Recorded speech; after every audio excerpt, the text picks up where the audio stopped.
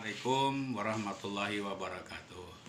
Alhamdulillah kita ucapkan semua dengan pertemuan kita pada hari ini dalam kegiatan atau muka pengajian atau pembelajaran aswaja. Sebelum belajar, mari kita ucapkan bismillahirrahmanirrahim. Mudah-mudahan Allah memberikan pahaman dan dapat mengamalkan apa yang kita pelajari tentang aswaja.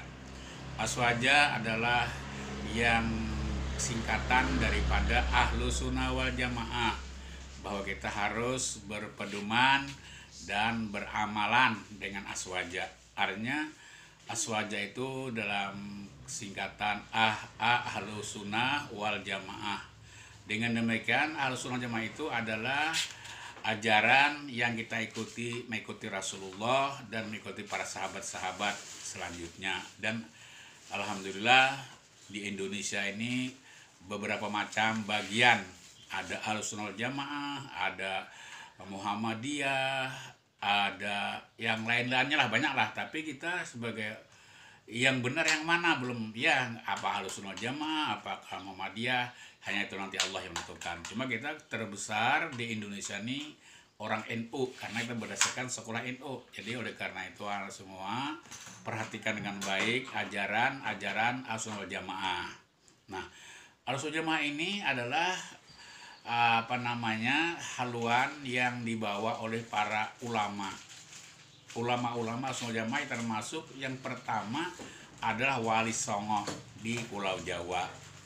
Nah, dengan demikian Ahlussunnah Jamaah ini yang diajarkan oleh ulama-ulama kita dalam ibadah syariah dan ibadah yang lainnya.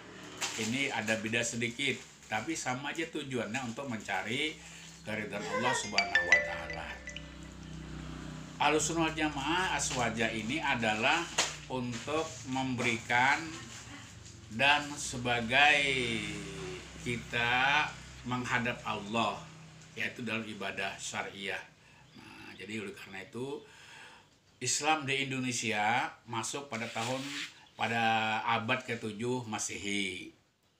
Ini yang dibawa oleh para mubalighin dari Saudi Arabia, karena Islam ditanyakan oleh orang Islam dari mana?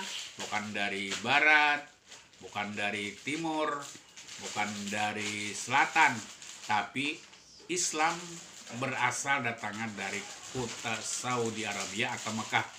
Mekah karena di sana lahirnya seorang Nabi akhir zaman, Nabi Muhammad SAW. Itulah yang pertama mengajarkan agama Islam di Ahlussunnah wal Jamaah ini. Karena Islam itu sejak Nabi Adam juga Islam. Oleh karena itu Nabi Muhammad Nabi akhir zaman yang mengajari kesempurnaan dalam kesempurnaan Islam. Nah, dengan demikian alhamdulillah sampai ini anak semua kita harus diperhatikan dalam ibadah dan sampai keluar daripada Ahlussunnah wal Jamaah. Karena dari turun-temurun dari kakek kita, datuk kita, mereka semua Ahlussunnah wal Jamaah. Ahlussunnah wal Jamaah itu yang dibawa oleh ulama untuk memberikan arahan dan kedamaian dan juga memberikan kesatuan dan persatuan dalam kehidupan bermasyarakat, tidak membedakan siapapun orangnya. Nah, dan Ahlussunnah Jamaah tidak bisa ada seperti orang lain, karena orang itu bisa begitu dan begini, tapi Ahlussunnah tetap aja karena orang yang beda syariatnya, misalnya ada yang nggak pakai kunut saat subuhnya, nggak apa-apa, nggak ada nggak begitu omong-omongnya orang, tetap aja mereka yang berkunut enggak salah dah. Tapi sejujurnya tetap beda ada kunutnya karena mohon doa kepada Allah Subhanahu wa taala.